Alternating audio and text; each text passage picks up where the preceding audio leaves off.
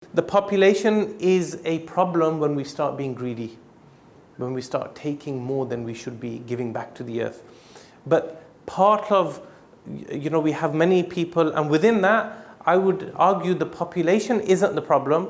The problem is rich people who, and the big corporates and those who hoard wealth and don't give equal distribution of wealth so that everybody can have equal share of what the treasures that the earth provides us. And just some of the corruption that we're seeing on the earth now. We're seeing global warming, we're seeing heat waves. Pakistan is seeing excessive heat waves more than anywhere else in the world. We're seeing overpopulation, we're seeing natural resource depletion, we're seeing waste disposal being done without any consideration, climate change, loss of biodiversity, deforestation, the ocean is being destroyed, ozone layer depletion, acid rain, water pollution, urban sprawl, public health issues, genetic engineering. Now in order to solve a problem, we think technology is the solution.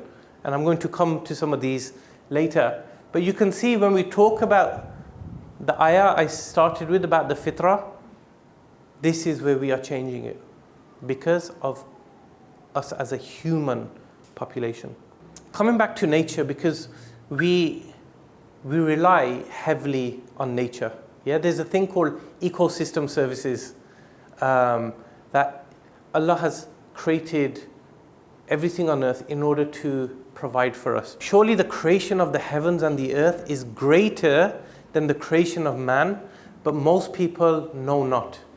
Yeah, quite often we think, oh, man is the greatest creation, and yes, there are narrations around this, but we have the right to do whatever we like. We are the most intelligent, but again, Allah subhanahu wa ta'ala is telling us that the creations of the earth and the heavens are greater than us, but we don't know. We're arrogant. We think we know better.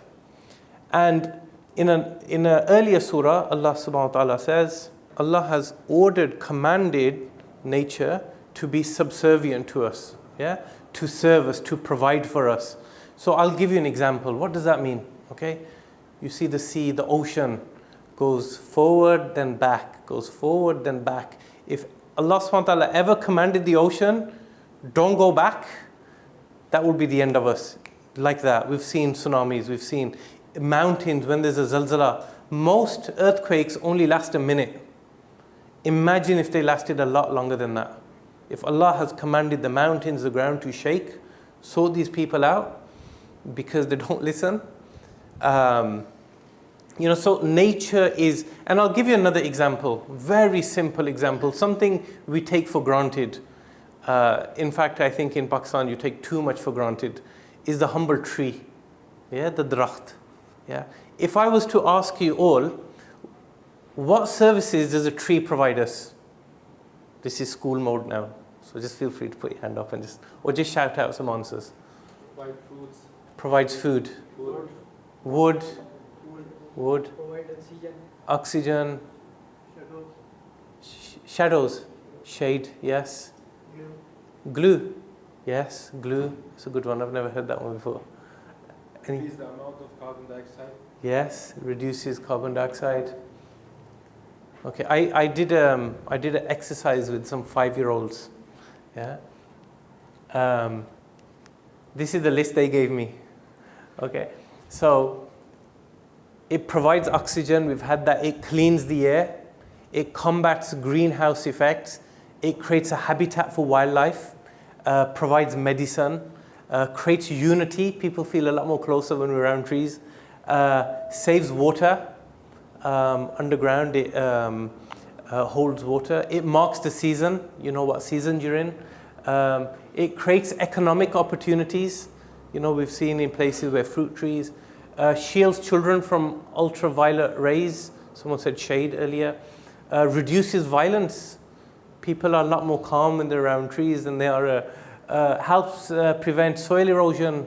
You have all your mangrove trees. It heals. Provides wood, provides food, helps water. This is just a small example, of what trees do. So we were talking about the ecosystem services. But what happens, because deforestation is a huge issue globally, yeah? But it's also a huge issue in Pakistan too. I think only 1% of Pakistan is covered in trees, from what I believe. So what happens if all our trees disappear? Yeah, imagine that list gone. Yeah, so Allah has created the trees for a specific reason. It's like me saying I'm going to pull out your kidneys and your intestines and your, they all provide a function. The trees are the internal organs of the earth. What will happen? We'll become planet Mars. No oxygen, no nothing. And unfortunately, we are going down that route. There's no hiding. This is fact. So you must be thinking, what can we do about this? Yeah. Unfortunately, as a human race, even if we look within our own habits, we waste. We waste a huge amount that sometimes we don't even realize that we are wasting. Allah subhanahu wa ta'ala is telling us, I have given you bounties, I have given you blessings, use them. I'm not saying don't cut down trees, I'm not saying don't eat animals, but what you take with one hand, you give back with the other. In Surah Rahman, there was the ayah, وَأَقِيمُوا الْوَزْنَ بِالْقِسْطِ. This ayah was all where Allah is saying that whatever you do, don't skimp the balance. Yeah? Take what you like, enjoy the blessing, but you must create a balance. This is why that UN document I was telling you about is called Al-Mizan. They're not saying you must be a vegetarian or you must be a vegan. What they're saying is keep balance in everything. Yeah? And if I was to tell you when we're talking about waste, yeah, we are wastage by default. Yeah, we don't even realize it. Like, for instance, there's some posters made outside, banners, which is about today's program, mashallah. I'm very honored. But equally, what will happen with the plastic banner after this event? It will go in the bin. And it will not decompose. Yeah? Same with when we go to the shop and we buy a bar of soap. The bar of soap comes in a package. Yeah? What is the purpose of that package? There's no purpose to it other than you being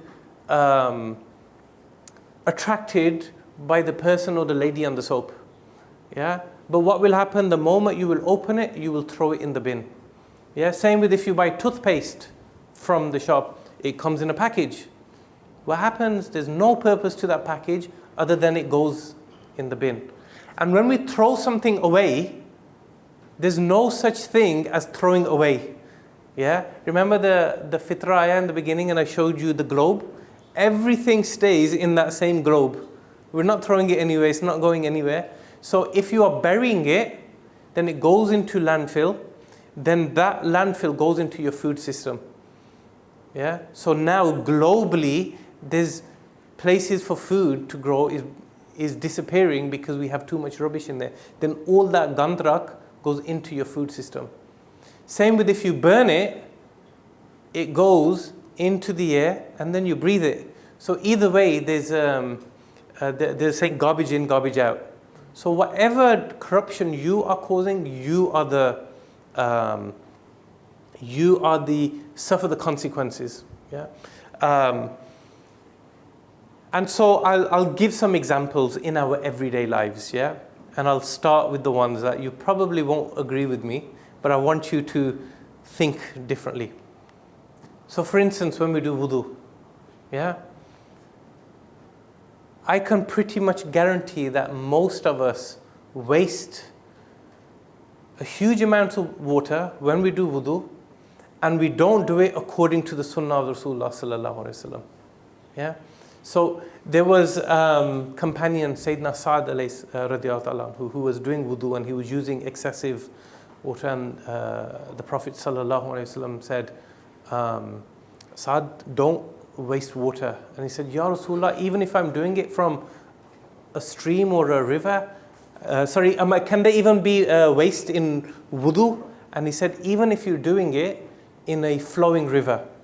So even though at that time they didn't have rivers, gushing in the way we do now, that example was important, that even if you have plenty of water, only use what you need. The Prophet ﷺ himself used one mud to do wudu, which is approximately, I would say, 750 milliliters. Approximately, it's more in weight measurement, mass. And when he did ghusl, he used it was a sa, which is the equivalent of 4 muds. I normally carry an example with me, but I forgot to bring it with me today. But it shows, like when we build a mosque, quite often I've seen NGOs do this. Is they build a mosque, they'll do it in a rural area where there's hardly any water, and we introduce what I call it, the bid'ah, is the tuti. A tuti wastes water. Every time you leave it on, you move your hand away, water is being wasted.